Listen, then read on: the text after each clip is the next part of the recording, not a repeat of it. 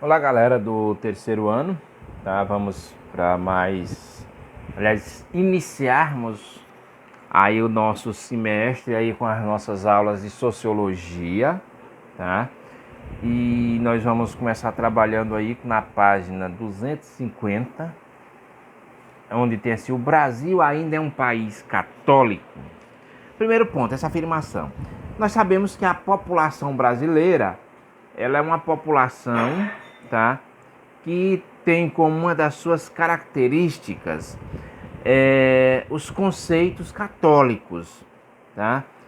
Ela é uma sociedade muito baseada, os seus costumes, no catolicismo. É tanto que eu acho interessante, aqui vai um comentário, que o catolicismo está tão arraigado na sociedade brasileira que eu vejo as próprias igrejas protestantes, né, as neopentecostais, elas se embarcar nas festas católicas como se fossem festas civil, tá? Festa que fosse festa do povo e que não é, são festas católicas, como por exemplo Páscoa, como Semana Santa. Então várias festas católicas, ou seja, toda a sociedade brasileira, independentemente de ser católico ou não, eles faz a adesão. Tá? Então nós temos uma mudança, né? A gente acompanha uma mudança um pouco no perfil da questão da religião.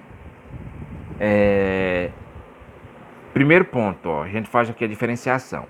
Quando nós falamos de religião, católicos e protestantes, eles são da mesma religião, eles são cristãos.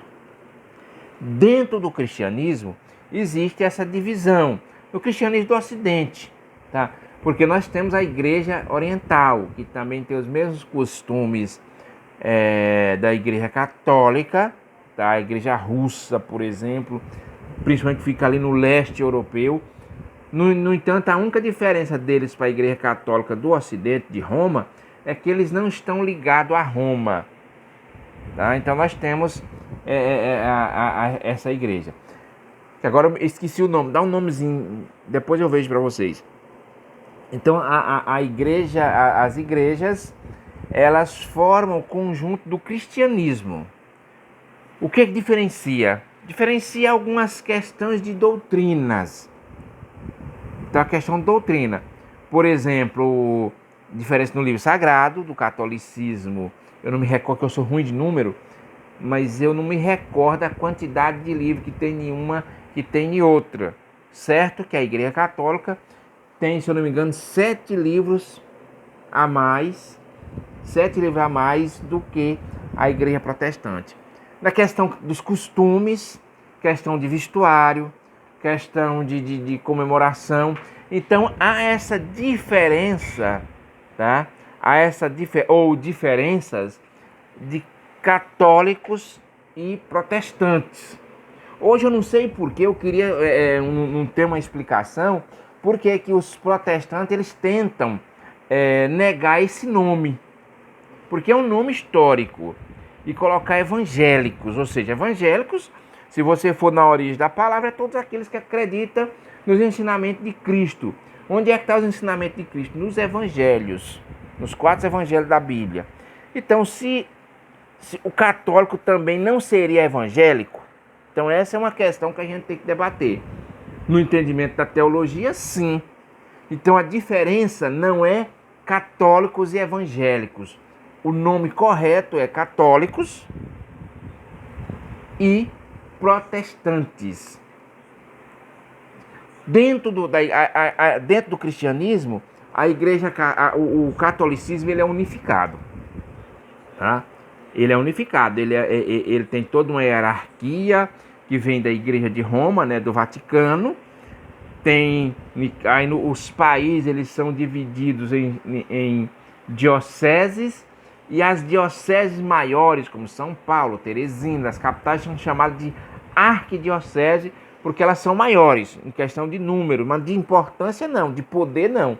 Por exemplo, aqui na nossa região, A diocese de Bom Jesus, o bispo de Bom Jesus, ele tem o mesmo grau dentro da hierarquia da igreja que o arcebispo de Teresina. E tem os títulos também. Mas mesmo assim, todos obedecem à Igreja de Roma. Já no protestantismo, nós temos uma proliferação de igrejas, tá? De igrejas que foram surgindo, principalmente a partir do chamado neopentecostalismo, que surge nos Estados Unidos, com divisões da Igreja Batista, mas nós tínhamos as igrejas históricas protestantes. Quais são elas? Metodista, luterana, anglicana, e tem mais uma que eu esqueci agora, acho que presbiteriana eu falei, presbiteriana. Então eu sei que são essas igrejas chamadas igrejas históricas, que vieram, que foram formadas desde a época das revoluções, da Revolução Protestante, tá? Da Reforma Protestante, não é nem Revolução, foi a Reforma Protestante. Chegou o nosso dia, o que aconteceu? A Igreja Católica ela continuou unificada. No entanto, houve uma proliferação de igrejas que onde tem diferença tanto das igrejas protestantes tradicionais quanto da Igreja Católica. Que aí sim, essas igrejas protestantes, elas são chamadas de neopentecostais. Ou seja, que tem baseado, sabe que toda igreja ela tem a doutrina, que a sua doutrina é baseada na teologia, tá? Então nós temos a Igreja Católica, que tem a sua teologia, principalmente baseada de dois grandes pensadores, que é Agostinho e Tomás de Aquino. E nós temos também as igrejas históricas protestantes, que são também baseadas em alguns pensadores, tá? Alguns pensadores ingleses, alguns pensadores franceses, alguns pensadores da Alemanha, tá? No entanto, como houve uma divisão da Igreja Batista nos Estados Unidos, então nós temos o surgimento de outras igrejas. Você pode ver a Assembleia de Deus, são não sei quantas, aí surge Igreja Cristã da Família, a igreja que é Mel, não sei o nome. Então são várias denominações vão surgindo, só aqui no Brasil são centenas delas. Então, o que é que nós temos? Nós temos de um lado do catolicismo, nós vamos ter um catolicismo unificado, ou seja, toda a igreja católica ela segue orientações de Roma, como tendo o seu grande líder, o Papa, no caso agora o Papa Francisco. O protestantismo não, ele tem uma série de denominações. Nós temos, para vocês terem uma ideia, a diversidade de igrejas protestantes que nós temos igreja protestante que não aceita de forma nenhuma a relação homoafetiva. Aí eu estava vendo uma reportagem agora que existe, não sei se é no Rio, se é São Paulo, uma igreja onde é comandada por um casal de pastores gays. Os dois pastores são casados. Para você ver o leque que se abriu dentro do protestantismo. Então, talvez por esse leque, por essa abertura, por essa adaptação aos novos tempos da sociedade, do capitalismo, talvez o protestantismo ele tenha conseguido atingir um público que acha a Igreja Católica muito careta, que acha as igrejas tradicionais muito fechada, que não aceita muita coisa. Então ali era um local onde eles podem exercer sua fé e ao mesmo tempo ter sua liberdade. Então talvez um dos motivos, né, do crescimento do protestantismo no Brasil, tá? Que hoje teimam eu nunca vi uma explicação por que evangélicos, ou seja, e os católicos não são evangélicos também? Então é uma questão porque eles seguem o catolicismo dentro da doutrina da igreja, do entendimento da igreja, eles são também evangélicos. E como vocês viram, não dá para dizer também quem é certo e quem é errado nessa história. São interpretações. São interpretações da própria Bíblia. Eles usam a Bíblia, interpretam a partir da Bíblia, eles vão formulando as suas doutrinas. E nós, como eu já falei para vocês, nós temos uma diversidade muito grande dentro do protestantismo. Então não dá para dizer, os católicos não são evangélicos, não seguem o evangelho, e o protestante segue. Porque o protestantismo, ele é diverso demais. Ou seja, tem igrejas que é pecado usar saia, mulher usar saia, e outras não. Então tem essa diferença. Então a gente tem que fazer uma análise sociológica desses fenômenos. Ou seja, hoje o que mais a sociologia ela se preocupa com relação à religião, e no caso aqui do Brasil, ela tem que se analisar a religião cristã e o que está, não sei se nós podemos chamar de modismo, ou a gente não consegue entender o que é, mas o que está aí no centro dos estudos são esse fenômeno que surge no Brasil aí a partir da década de 70, 80, 90, e se intensificando nos anos 2000, que é os chamados neopentecostais, onde eles vão utilizar aqui na América Latina, o catolicismo, pelas condições sociais da América Latina, se desenvolveu a chamada teologia da libertação, uma teologia onde trabalhava as questões sociais, terra, moradia para o povo, fome.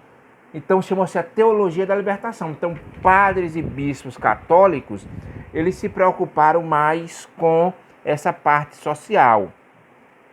No caso dos neopentecostais, protestantes neopentecostais, eles trabalham uma teologia chamada teologia da prosperidade.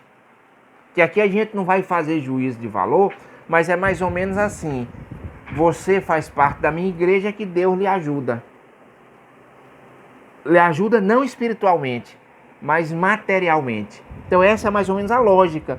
Então, uma das correntes para a grande adesão do protestantismo hoje no Brasil é exatamente essa esperança que o fiel vai para a igreja, para que Deus possa ajudá-lo a ter coisas materiais.